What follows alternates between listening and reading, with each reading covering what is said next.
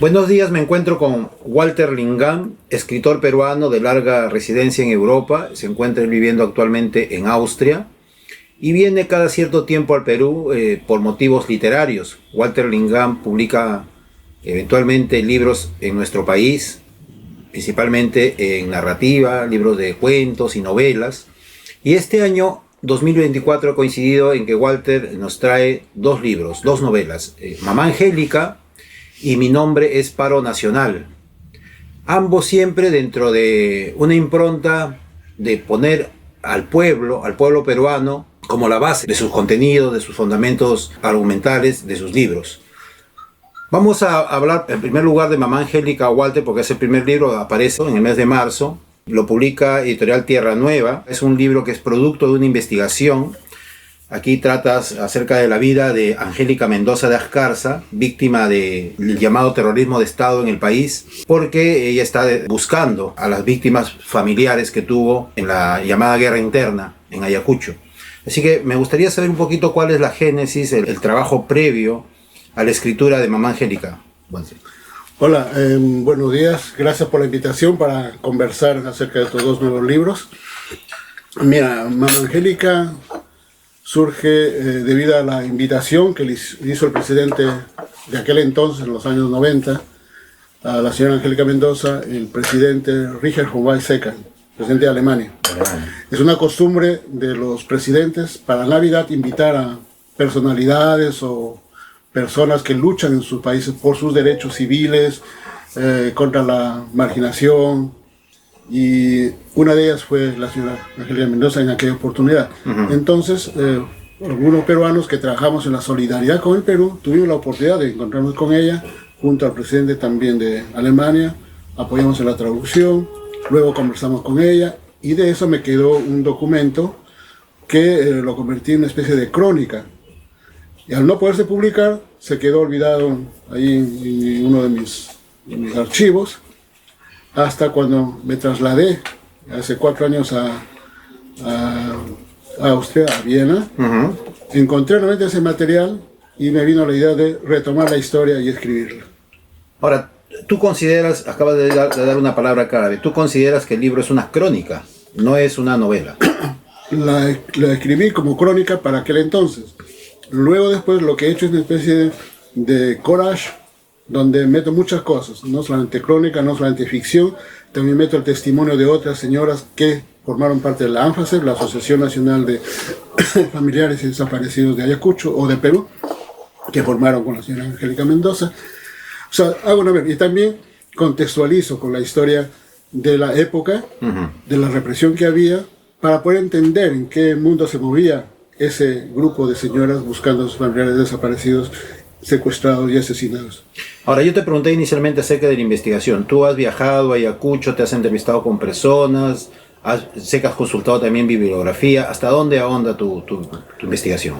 Sí, estuve en 2 oportunidades en Ayacucho, estuve en la casa de la señora también, hablé con algunos de sus parientes, amigos de que la conocieron, que estuvieron con ella, estuve en la Casa de la Memoria, recorriendo y conversando también con otras señoras, haciendo un poco el camino que ella había hecho en la búsqueda de sus familiares, ¿no? En los principales lugares donde se encontraban cadáveres, donde se encontraban muertos, digamos, de jóvenes que habían estado primero detenidos y aparecían así abandonados en lugares determinados. Entonces La Hollada, el Cabito y otros lugares los visité, fui a ver. Claro, Cabito ya no existe como era antes, la Casa Rosada, todos esos lugares los visité, para más o menos tener una imaginación y poder escribir la historia.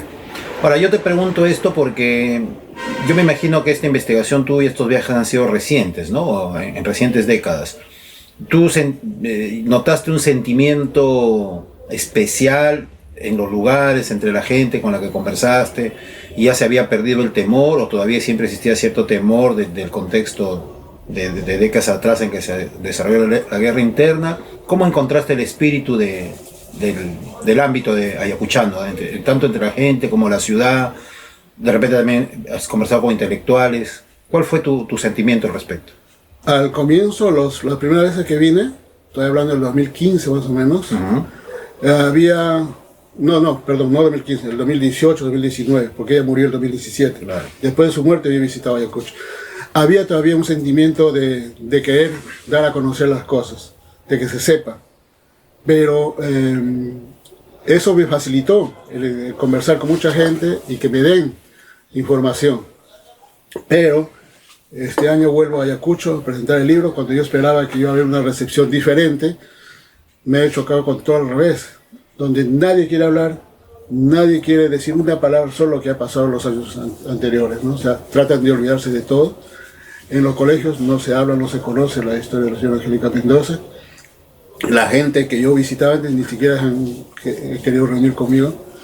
No sé las razones, claro, no puedo, sería especular, decir sí por eso, ¿no? Pero hay un sentimiento de olvido, de querer sepultar todo lo que ha pasado. Eso sí se nota en la gente. Ahora, efectivamente, yo he leído un pequeño informe tuyo en Facebook al respecto, ¿no? Inclusive me parece que ni el presentador o la persona que tenía que encargarse de comentar Mamá Angélica llegó a la presentación. Y bueno, y eso me parece que es... ¿no? Dice mucho, ¿no? Acerca del ámbito que se ve ahora. De repente es una pretensión de querer olvidar, pues, el terror, el dolor. De repente ya quieren voltear la página o ya lo hicieron. Y hay esa pretensión quizás, ¿no? Pero de todas maneras nosotros sabemos que el país de alguna manera sigue siendo el mismo, ¿no? Hay gente que se sigue apoderando del Ejecutivo, del Legislativo, de los poderes del Estado y sigue haciendo de las suyas, ¿no? Estamos ahorita en un momento difícil en el país, donde la corrupción, la criminalidad de Estado ha abarcado casi todos los estamentos del país y llega inclusive a provincias. Hay víctimas de Puno, de Ayacucho, de Andahuaylas, de aquí mismo de Lima, etc. Y de repente hay una suerte de contexto que no sé si está alimentando, ¿crees tú? ¿Tú qué piensas? ¿Que está alimentando un sentimiento de reivindicar nuevamente las necesidades del pueblo, de la gente más necesitada? Yo creo que como en todo movimiento social hay flujos y reflujos, ¿no? El terruqueo no es cosa que se puede superar fácilmente. La criminalización tampoco. O sea, más que todo estamos viviendo una época de negacionismo. Y no solamente aquí en nuestro país, pues casi en toda Europa también. Entonces se está revisando la historia. Todas esas cosas tienen una influencia también en la población. Sobre todo la represión. O sea, los muertos impunes de los últimos 2 años aquí en el país, o 3 años ya casi, es una demostración, ¿no? Que la población, si bien cierto está harta de lo que está pasando, sin embargo no es capaz de articular todavía un movimiento decisivo, decidido, de traerse abajo toda esta situación. Vamos a ver qué pasa en estos días, en los próximos paros. Yo creo que va a ser una demostración ojalá que así sea, una demostración de fuerza de la población. Por lo menos el primer, segundo día que haya realmente una activa participación de la población sería lo más eficaz, aunque yo creo que con el tipo de gobierno que tenemos va a ser bien difícil de que se intente algún cambio posible. El paro nacional del 77, por ejemplo, fue eso, ¿no? Todo el pueblo salió y obligó a una dictadura que se suponía férrea, traerse abajo esa dictadura y volver a la democracia. Ojalá que estemos a punto de dar también así un paso adelante a cambiar la situación, o por lo menos democratizar un poco la situación. La corrupción está metida hasta en los bolsillos de cada uno de nosotros. O sea, no podemos decir solamente es el Estado corrupto, sino la corrupción ha corroído todo el tejido de la sociedad. Entonces, y eso es bien difícil cambiarlo de la noche a la mañana, o por decreto o por un movimiento popular. Claro, es una situación hasta mental, ¿no? Sí. Ya ha corroído nuestra cabeza. Todos estamos pensando solamente en ganar, aprovecharse de la situación y nada más. O sea, no tenemos una vocación de servicio como había en los años 70, 80. De eso vamos a hablar en un momento cuando hablemos de tu otro libro, Mi nombre es Paro Nacional. Quiero terminar con Mamá Angélica con 2 aspectos. Tú decías que habías visto otros casos relacionados o similares a los de Mamá Angélica. ¿Cómo encuentras esa situación? Todavía hay casos no resueltos, me imagino, todavía hay gente, yo creo que más en el campo que en la ciudad, que sigue teniendo ese sentimiento de que nunca pasó nada, nunca encontraron justicia, nunca pasó nada con el hallazgo de sus familiares, ese no poder haber enterrado un cuerpo, al menos encontrar y enterrado. ¿Has encontrado todavía casos que han quedado así, impunes, que han quedado en el aire? Sí, sí, ellos siguen en sus demandas. Esa situación no ha cambiado mucho realmente, ¿no? Por ejemplo, la señora Angélica Mendoza murió una semana después que condenaron a uno de los integrantes de los Cabitos, pero no en su caso específico, sino simplemente en general, porque los demás están o han huido, o están enfermos, o se han declarado locos, entonces no hay forma de seguir juzgándolo. Pero sin embargo la reivindicación continúa. O sea, las mujeres allá que siguen organizadas en la AFACET siguen su lucha, siguen tratando de hacer eso, a pesar de, como digo, que ahorita sufre mucho digamos, si no el rechazo, pero por lo menos ¿cómo se puede decir? Los tratan de ignorar, mejor dicho, ¿no? De que su lucha no sea propagandizada como se hacía antes, ¿no? Entonces, está en una situación mucho más difícil que antes en la forma de propagandizar su lucha, a pesar de que no hay, digamos, esa represión que había en los años de la violencia interna, ¿no? Sin embargo, yo lo que veo es que el aspecto de propaganda del Estado y de los periódicos, los medios de difusión, que te hacen ver que esa es una situación que ya se pasó, que ya no debemos seguir ahí y ya se acabó, cerremos y adelante, ¿no? Entonces, eso es lo que se tendría que superar. Tú sabes que sin memoria los casos se vuelven a volver a repetir, y eso se ha tenido en Europa, la Primera y Segunda Guerra Mundial, el Holocausto, todo eso, se mantiene todavía la lucha porque se sepa la verdad y que no se olvide lo que ha pasado. Exactamente. Finalmente, para cerrar las preguntas alrededor de Mamá Angélica, uno de todas maneras, mientras lee el libro, es inevitable que recuerde algunos otros títulos relativamente similares, como por ejemplo Adiós Ayacucho, de Julio Ortega, que bueno, que está dentro de un ámbito más fantástico, pero de todas maneras basado en la realidad que ocurría en los años 80 en el Perú, u otro libro como Rosa Cuchillo, de Óscar Colchado. ¿Tú recordabas esos libros mientras escribías Mamá Angélica? ¿Hubo una suerte de influencia de este tipo de libros o nada? ¿Tú querías escribir otra cosa? Bueno, esto está basado totalmente en hechos reales, pero de todas maneras la literatura de este tipo, estas novelas, que no solamente estas son solamente dos ejemplos y hay muchas más, ¿influyeron sobre la escritura de Mamá Angélica? Yo encuentro influencia en muchos los autores que han escrito acerca de la violencia, no solamente, digamos, esos dos libros que has mencionado, que son de paso buenos. Hay también la poesía de Marcial Molina, que es que en forma satírica, humorística, habla sobre el problema de Ayacucho, de la época de la violencia. Ayacucho Hora Nona, ¿no? Ayacucho Hora Nona. Y también otros libros de literatura. O sea, yo leo mucha literatura, leí mucha literatura contextualizada en la época de la violencia política.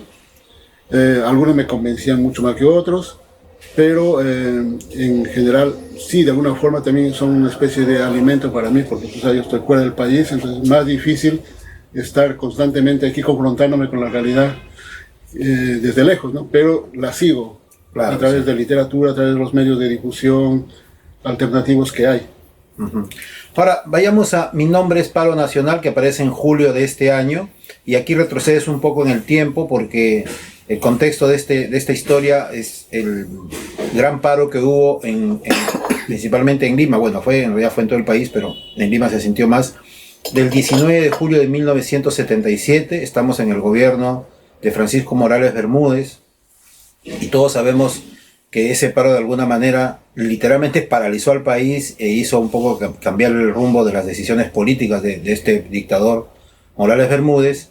Luego la consecuencia de todo eso fue quizás la Asamblea Constituyente, un año después, y tú te enfocas principalmente en un personaje que creas que se llama Elías Wiman, que ha venido de la Sierra de Lima, que está buscándose la vida, recala por Comas, pero dentro de todo ese contexto está estudiando en la Universidad de San Marcos, y de todas maneras aquí en Comas lo que hace es formar parte, constituirse en esta sociedad comunal que está apareciendo en una barriada de Comas, y a partir de ahí nos narras toda una historia donde yo tengo que felicitarte, Walter. Uno de los protagonistas es el lenguaje que utilizas para esta novela. Aparte de la experiencia personal que tú has tenido con esta lucha, ¿qué otros elementos has juntado, has unido para constituir esta novela? He juntado varias cosas, ¿no? O sea, el hecho del paro nacional, luego es una novela, digamos, que cuento la historia de mis amigos, de mi barrio, ¿no? Donde yo viví muchos años, gran parte de mi juventud la pasé allí, durante la época de estudiante. Entonces, el hecho mismo de alguna forma haber militado en la Izquierda Unida, también cuento esas cosas. Y en especial, ¿no? la lucha que se desarrolló en esa época contra Sinamos, contra la dictadura militar de Morales Bermúdez, las reivindicaciones populares de esa época, y la centro justamente solamente en ese día y la organización, alrededor la organización de ese paro, porque tratar un poco la historia por décadas, me parece, en una novela me parecía demasiado. Tendría que hacer un estudio mucho más profundo para poder llegar a conocer la historia y ficcionalmente transcribirla, ¿no? Para un poco hacerla más atractiva. Entonces por eso me centro solamente en ese día, ¿no? En el día 19 de julio, los días previos a su organización y los días posteriores al paro nacional, ¿no? Déjame leer un párrafo para que quienes nos ven y escuchan entiendan un poco cuando yo me refiero al lenguaje que has elegido. De repente luego me puedes explicar o darme un alcance acerca de ello. La novela empieza así: en la galaxia, en el cono, en mi pueblo joven, en mi barrunto, todos me conocen como Paro. Cuando era chibolo me decían Parito, con cariño o hartísima mala leche. Mi nombre es Paro Nacional, repetía tartamudeando, temeroso, otras veces con orgullo, acorralado por esa tropa de amponcitos conchasumadreros. Solo por joder me achacaban los apelativos más pendencieros, me vacilaban sin miramientos, con perversidad, arrimado cool a los escasos muros de la Cayetano, los encaraba con mi silencio cachondero, melindroso. Me llamo Paro Nacional, no quiero saber tu chapa, huevón, los más achoris, los más pispiretas. Dime cómo te llamas. Oye, Paro, ¿se te para? Piojos endrinos, petizos, medio polvos, putarracos, ardilosos cholos patarrajadas, pendejísimos, pandilleritos de medio pelo, Paro Nacional. Eso no es un nombre, cojudo. Cargamontón, bullying, no replicaba, calladito, respirando tranqui, abstruso, plantaba cara a esa turba insurgente de la Díaz Calienta Piedras en una esquina de la avenida Revolución. Y bueno, ya el lector se da cuenta un poco el trabajo de lenguaje. Es un lenguaje moderno, actual, lleno de jerga, y yo siento que tú aquí planteas una nueva suerte de narrativa, ¿no? Quizás también, hablando nuevamente de influencias, yo veo aquí a Osvaldo Reynoso y otro tipo de escritores que han trabajado de ese modo el lenguaje, la palabra. ¿Por qué esta elección de trabajar tu novela desde este lenguaje? Como decía, es la historia de mi barrio, la historia de mis amigos. Entonces, en ese sentido quería darle esa connotación. O sea, un poco más callejera, un poco más de amiguera, de collera, y también un poco burlarme de la ironía, ¿no? De la ironía, ¿no? De la situación que se vivía, de las cosas que pasaban, de las anécdotas que se transcurrían al calor de la organización del paro nacional. Todas esas cosas. Además también, no solamente es influencia de escritores nacionales, también hay la influencia en el lenguaje de escritores latinoamericanos, especialmente mexicanos, por ejemplo, que tienen un lenguaje oral maravilloso que a mí me ha encantado.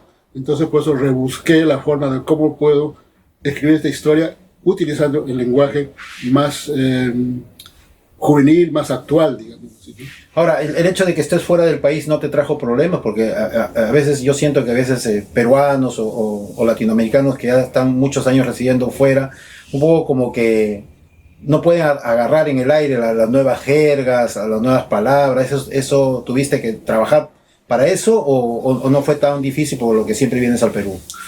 Ambas cosas, o sea, sí, es difícil, o sea, porque a veces estoy pensando en alemán, por ejemplo, ¿no? Yeah. Y no sé cómo traducirlo al español, y a veces cuando lo traduzco no me gusta. Entonces todo eso también te impide a veces soltarte en el lenguaje.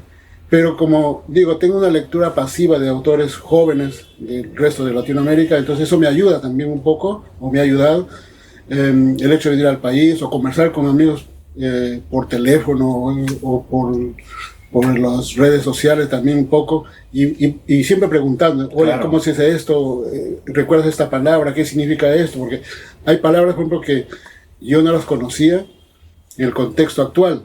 Por ejemplo, tú me preguntabas un día qué es funar, ¿no? Por el funar, por ejemplo, ¿no? ¿Qué significaba eso? Entonces, y así, o sea, entonces voy preguntando a los amigos y voy reconstruyendo las palabras o voy haciendo oraciones al respecto, ¿no?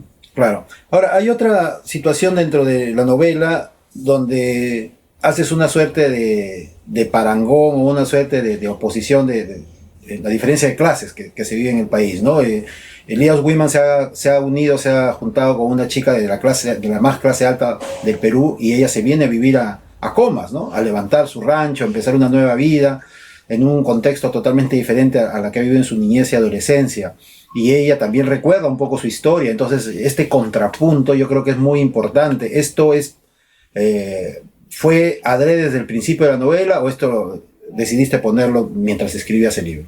No, yo ya lo tenía más o menos planeado eso, ¿no? O sea, yo quería hacer ese contraste, ¿no? O sea, que se basa de alguna forma en alguna parte real. Cuando nosotros estábamos jóvenes en aquella época, venían los amigos de la Cayetano Heredia, estudiantes de Cayetano Heredia, a hacer sus prácticas en el barrio. Los conocíamos, entonces, eso esa vez ya me dio la idea, ¿no? Señores jóvenes, ¿no? Digamos, que venían de las clases altas sociales, a hacer un trabajo social ahí en el barrio. Entonces me dio la idea de que, bueno, una de esas chicas debe conformar la pareja de este dirigente de Coyique, ¿no? Ahora, hay historias de vida también, ¿no? Hay historias de vida de las personas que han llegado después de una experiencia larga de vida, obviamente sobre todo migrantes, ¿no? Migrantes del Ande, de la Amazonía, que se asientan aquí en Comas y vienen con sus propias historias de vida. ¿Cuánto sientes tú que estas historias alimentan no solamente el contexto social del lugar donde van a vivir, sino también alimentan las historias que se revelan en tu novela? Que yo lo que quería hacer también es como dice, la historia que viene detrás, ¿no? O sea, todos venimos con nuestra propia historia a Lima. Entonces, y algunas de las señoras, por ejemplo, que destacaron en la lucha de Coyique, de la zona, de la cuarta zona especialmente, me llamaron la atención. Siempre las tenía yo presente. Además eran señoras con las que nosotros conversamos mucho, nos apoyaban mucho en muchos aspectos, brindándonos sus casas, cuando había represión, por ejemplo, la cuestión de seguridad, brindaban a los amigos, compañeros que venían de fuera también, de otros barrios, a apoyar este tipo de luchas, o cuando hacer las pintas, por ejemplo, en las calles. Entonces, estas señoras formaban parte de esa red de apoyo. Entonces nos iban contando sus historias, su vida, cómo habían vivido. Eso es lo que me llamó la atención. Dije, bueno, sí, merece que también se cuente este tipo de vida. Ahora, puedo haber contado de mucha más gente, pero me parece que era demasiado. Basta con uno o dos ejemplos, ya te da una idea de las cosas que se jugaban detrás, ¿no? Y te da una idea de la manera como se fueron formando las grandes zonas de Lima, del norte, del sur, del este, ¿no? Estos grandes distritos que siguen creciendo, que siguen apareciendo, donde se siguen asentando nueva gente que sigue migrando, y son las mismas historias, quizás historias similares. Y yo creo que en ese sentido este libro es recomendable para que las mismas gentes de esos lugares un poco entiendan cuáles son sus orígenes, porque ya estamos en una tercera, quizás, o cuarta generación de las primeras personas que se asentaron en estos lugares, y es bueno que ellos se reconozcan, se identifiquen en un libro como Mi nombre es Paro Nacional. Ahora hay dos preguntas más, Walter, al respecto. De todas maneras aparece ahí una historia que yo en lo personal sentía, y de repente ahora tú me lo vas a explicar mejor, que como que no encajaba dentro de todo, ¿no? Que es la historia de la poeta Gloria Cáceres con el poeta Cesario Martínez, ¿no? Y narrada desde la vida de Gloria, pero también desde las impresiones del hijo que ellos tuvieron. Y esta es una historia también netamente real porque utilizas nombres reales. ¿Cómo así la decisión de poner esta historia de Cesario, de Chacho Martínez el poeta, junto con Gloria y la constitución de su familia? Si vemos en toda la historia también hay otros nombres reales. Claro. Conocidos del barrio, que yo los creía necesario, que tengo que resaltar esos nombres, a pesar de que siguen vivos todavía. Por otro lado, la historia surge justamente alrededor del poema 5 razones puras para comprometerse con la huelga. En realidad, la historia iba a girar en torno a ese poema. Y por eso leí toda la poesía de Cesario Martínez. Y conversé también con Gloria, su esposa. Encontré la carta que escribe su hijo a su padre. Entonces, claro, yo mezclé cosas con Kafka y todas esas relaciones, ¿no? Y también mezclé, por ejemplo, las clases que hacía Miguel Gutiérrez en la Cantuta frente a Gloria cuando ella descubre al poeta, ¿no? Entonces, porque mi intención, como digo, era un poco el poema, la poesía y el paro nacional. Y en ese sentido tuve que insertar las historias más o menos para un poco matizar o recordar ese poema, ¿no? Que al final termina con el poema también, en una fracción del poema, el libro, ¿no? ¿Y Gloria conoce el libro? ¿Conoce la historia? Por lo menos ella conoce los pasajes donde se cuenta la historia. Pero todavía no tiene el libro. El libro todavía no lo tiene, pero ya nos hemos puesto de acuerdo para que vea, o sea, recoja un ejemplar. Claro, sería interesante conocer su opinión también, ¿no? Sus impresiones y sus sentimientos respecto a encontrarse ella como personaje en este libro. Es interesante. Bien, y yo creo que habría que hacer finalmente una especie de contrapunto nuevamente entre la realidad que se vivió en este momento de la historia del Perú, que dije al principio, que es la dictadura de Morales Bermúdez, y el momento actual, ¿no? Ahora también vivimos un momento crítico político, ya se hablaba al respecto hace un momento, pero de todas maneras, por estos días se vienen convocando paros nacionales que quizás deberían tener la misma importancia, el mismo peso de este momento que se vivió en la época de Morales Bermúdez, con este gobierno de Dina Boluarte, que es un gobierno, bueno, que ya sabemos quién está detrás de todo ello. Pero ¿por qué? ¿Qué tendría que pasar? Bueno, ya lo has dicho, pero de todas maneras me gustaría que tu respuesta vaya con relación a lo que se vivió, al contexto que se vivió en el 19 de julio de 1977. ¿Qué más tendría que pasar para que podamos paralizar así el país y conseguir que la gente tome conciencia de la necesidad de democratizar, de volver a un país más, no sé cuál es la palabra, no solamente democrático, sino más consciente de que su realidad tiene que ser diferente y no estar bajo este momento de peso político que nos tiene a todos paralizados, ¿no?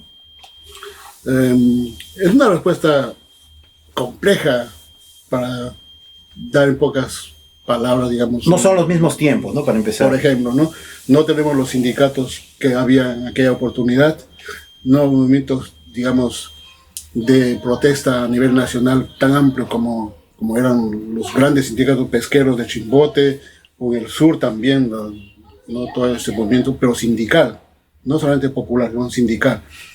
Todos los sindicatos han desaparecido. Que es la fuerza principal de todo movimiento popular, digamos. Ahora actualmente vivimos otra época, una época donde la cultura neoliberal se ha impuesto, el individualismo está por encima de todo. Además, todos nos creemos pequeños empresarios, emprendedores. ¿No? Entonces, creemos, soñamos, nos han engañado de que de la noche a la mañana vamos a ser millonarios también. Entonces, cada uno tiene su propia agenda de vida, está encerrado en su burbuja. Y en eso, pues, no hay forma de organizarlo como antes. No puedes congregar a toda esa gente en un sindicato, por ejemplo. Hay algunas pequeñas organizaciones como son las mini empresas, no sé cómo se llaman, que tratan de unificarse, los transportistas ahora que tratan de unificarse por un tema especial, las extorsiones, la muerte que está ocasionando todo este problema, y que cada vez eso parece también ser parte de la vida cotidiana de la población en general, o sea, la seguridad, ¿no? Que hace años se viene discutiendo, pero que no se hace nada. Yo creo que esas son las grandes diferencias, ¿no? Entonces, eso evita que haya posibilidad de ordenar un movimiento con una dirección fija. Además, no existen partidos políticos como existían en aquellos años, ¿no? Que realmente piensen con un proyecto de país. No hay nada, solamente cada uno lucha por sus intereses personales, ¿no? Negociar adentro del Parlamento para poder vivir mejor, robar mejor y qué sé yo, ¿no? Cortar los sueldos a sus empleados, etcétera, etcétera. En cambio, los partidos políticos que existían antes, pues ellos en el Parlamento daba gusto escuchar las discusiones que había entre Díaz Canseco y la derecha, por ejemplo, ¿no? Ahora no hay nada de esas cosas, ¿no? Se ha perdido todo eso. Entonces, eso también impide realmente una vertebración popular o ciudadana que logra arrinconar a esta dictadura que estamos viviendo actualmente. Parece que tenemos un futuro oscuro entonces, ¿no? Tú no ves mucha esperanza ahí.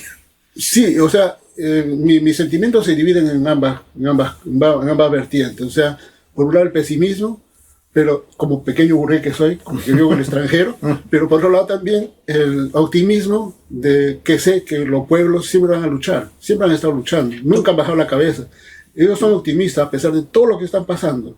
Somos nosotros los intelectuales, los que somos un poco más pesimistas, porque quizás analizamos las cosas de otra forma. En cambio ellos no, ellos están luchando diario, saben cómo tienen que vivir y saben cómo tienen que superar todo lo que está pasando. Y yo creo de que en algún momento eso se va a imponer.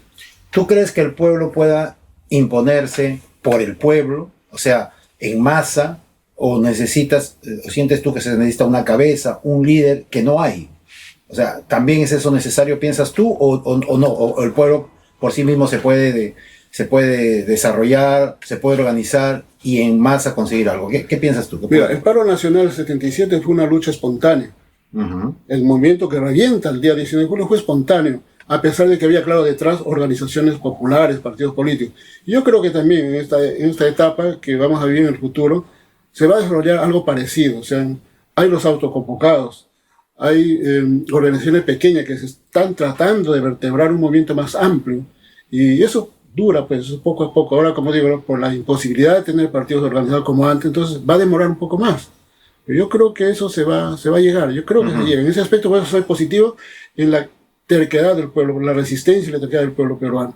Pero por otro lado, personalmente me preguntan a mí, yo digo, está difícil, está negra. O sea, eso no creo que llegue a vertebrarse como yo lo soñara, pero sé que yo creo que va a llegar. Bien, Walter, bueno, se dice que la literatura no cambia la sociedad, no cambia el mundo, pero al menos sí nos puede dar un horizonte, nos puede hacer ver, aunque sea, cómo se están moviendo las sociedades a partir de la manera como los escritores enfocan los problemas que nos atañen desde la realidad, pero también con una cuota de trabajo de imaginación del propio escritor.